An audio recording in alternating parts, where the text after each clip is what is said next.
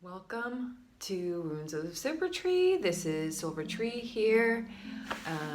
Welcome to Wednesday Spiritual Talks, and I'm so happy that you chose to tune in today.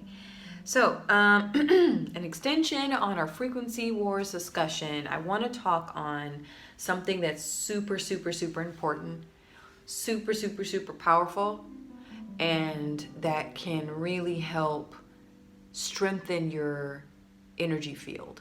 Okay, now here it is. Repetition is the first law of learning. Repetition is the first law of learning. Repetition is the first law of learning. This is from Bob Proctor. Okay. Bob Proctor to me is, definitely check him out. I like studying his material. I've been studying off and on for probably the past maybe four and a half years or so.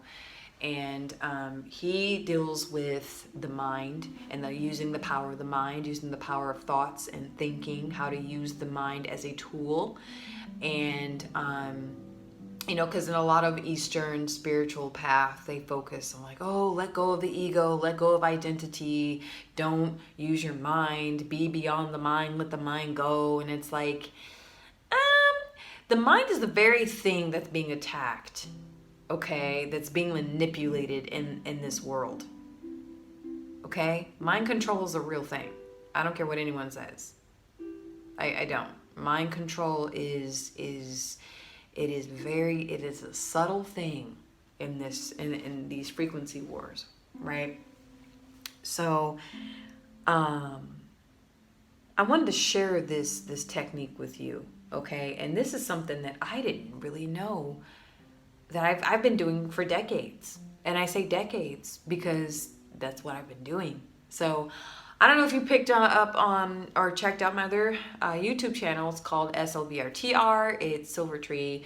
And that's my music channel where I compose and produce and record live recordings of my music, as well as I use music software to produce my own music.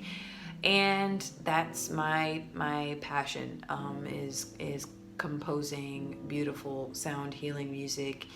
And so in my early days as a musician, one of the very first things that they would tell us, and I started studying music actually through the form of dance. Okay, I was exposed to music at the age of 5 or 6. My stepfather was an opera singer. He sang with the Buffalo Opera Company, I believe, in Buffalo, upstate New York. And that was my first exposure to music. And I took a serious interest in it after he transitioned, or it was very near the time he transitioned. And I was about 10 years old, and I picked up the cello, and I fell in love. I fell in love with anything that had to do with the stage. And so I studied the cello, and then around 16, I started to study voice, and I continued to study voice throughout my college years. I have a music degree in voice and classical music, and so music has always been the first language that I felt like I could communicate to other people, and they understood it. Okay, like me doing these videos, I mean, it's taken quite some time for me to get to this stage where I felt confident within myself and solid within myself, to do this, because it is scary getting in front of a screen and putting yourself out there. But I'm, that's where I'm at in my life. That's where I'm at in my path. But with my music, the music is what really opened me up to people. I used to be incredibly shy. I did not feel like I felt I felt like I didn't have a place in this world. I didn't have space for me in this world, and music was my doorway, my portal, okay, to connect other worlds to this world and through my heart, because that's where my music comes from. Okay, I'm the conduit of sound, and my heart is the doorway to it. And You know, it's where it comes out, and that's where I connect to other people, to human beings. And so as a young little musician, learning how to play the cello at age 10, sitting in orchestra, you know, one of my first of many conductors, she got up there and she said, make sure you practice. Make sure you go home and practice these measures, all right? So you go home, you take your instrument home and you practice the 4 to 6 measures, and you practice for 15, 30 minutes. That's how you start out, you know, as a young musician. And then you come back, and either it should sound better than the first rehearsal, right? It should sound better than the first time you played it in orchestra. And so at a very young age, I was being conditioned to practice, to repeat over and over and over the thing you wanted to master, which was the piece, which was your part in the orchestra. And so you develop discipline at a very young age, because guess what? If you want to sound great, that was the key. You had to repeat and repeat and repeat over and over and over and over and over till you pretty much had the music memorized, but you had the music right in front of you to give you direction, right? And so that's was my early experience of learning, is through repetition. You just kept doing it over and over and over again the right way, okay? The right and the correct way, and it'll get you to a place of mastery, some form of mastery, to where you can hum the song by yourself. You can play it without looking at the music, and it becomes you. That music becomes ingrained in you, to where you can literally help someone else play it. Okay, so I've been exposed to this practice for a long time. So repetition, you know, and I'm 33 now. So that's like, oh my gosh, 24 years, almost 30 years of you know, having this in me and knowing the importance of learning this way. Now, for musicians, in order to become, you know, a master at your craft, you keep repeating yourself, to the point where you get up on stage in front of your jury. That's what they would call the judges, right? You get in front of your judges, you get in front of an audience, you know, your professors, your other colleagues, your other comrades and students, and you perform. Okay, and you perform this piece not from the sheet of paper, but from your soul, from your heart,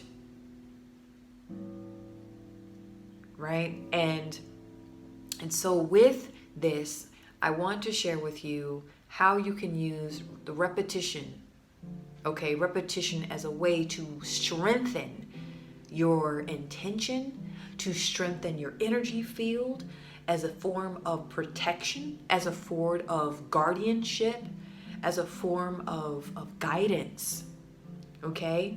Because once you strengthen this form, this art form, repetition, and you use it as a spiritual practice, it will help you so much, okay?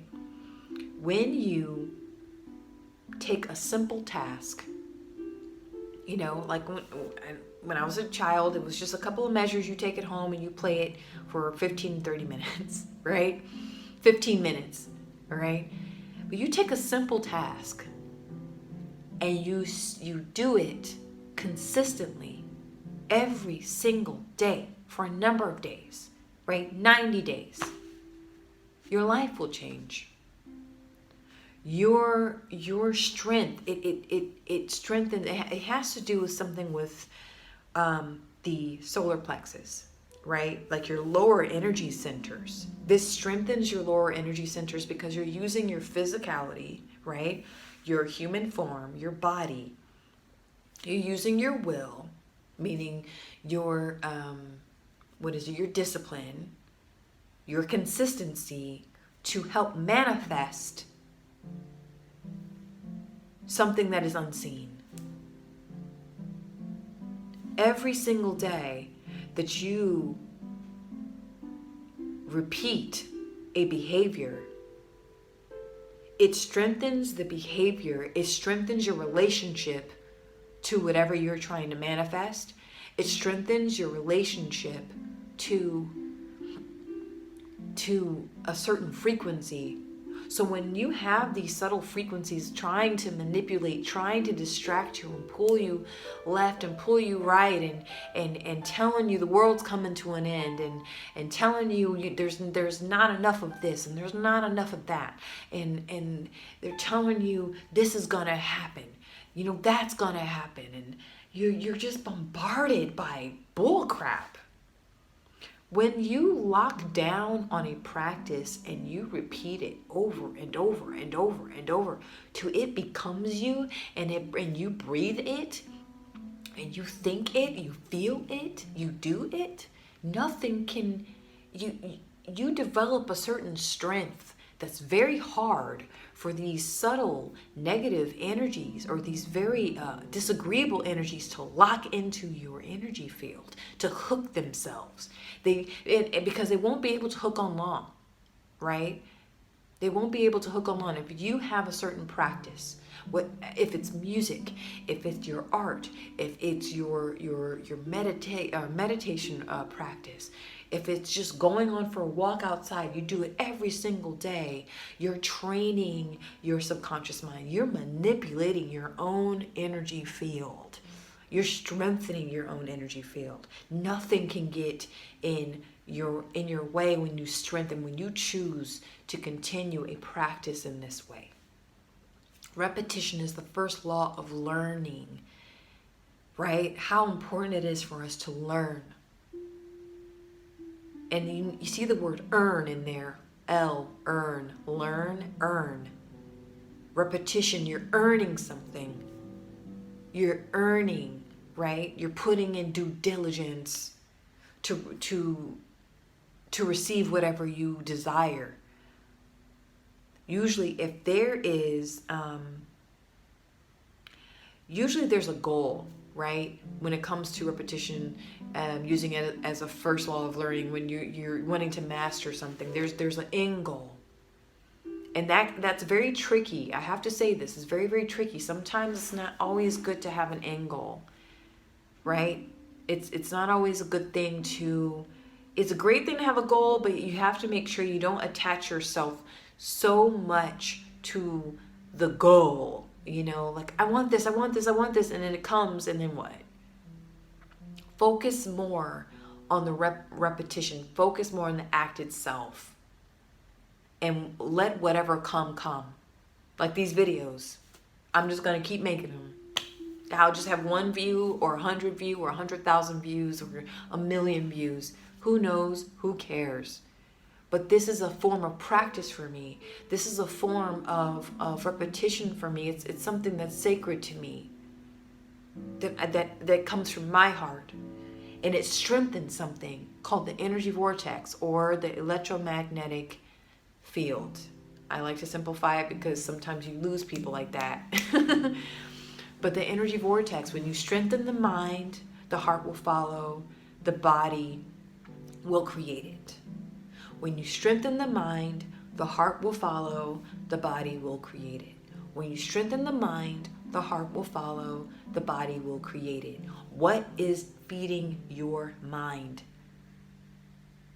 Because your heart will follow that, and your body will create it. Mind control. It's real.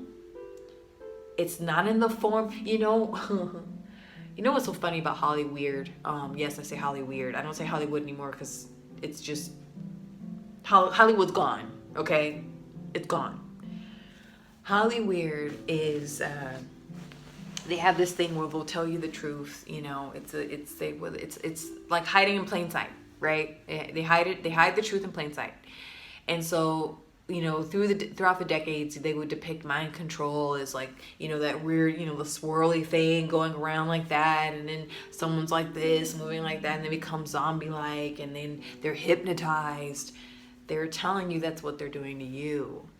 And so this is a form of practice where you can take that power back and activate your solar plexus and those lower energy centers. That solar plexus, that sacral, and that root, and your earth star. Your earth star is your higher purpose. That's what you came here to do. We have our soul star, our crown, our third eye, our throat, our heart, our solar plexus, our sacral, our root chakra, and then we have the earth star. The lower energy centers are the ones that get ignored the most because they're not as glitzy and glamorous. There's nothing pretty about them really. Like raw sexual energy that comes from the sacral, that's raw energy, right? That's our creative life force. It can get kind of grimy, right? And then you have our solar plexus, that's drive, that's ambition, that's will, that's to do, okay? And then you have the root, that's our safety, security, our finances. That doesn't sound very romantic or pretty or aesthetic. As your third eye and your love from the heart and the truth that you speak and just and the angelic realms and the higher, it's a high.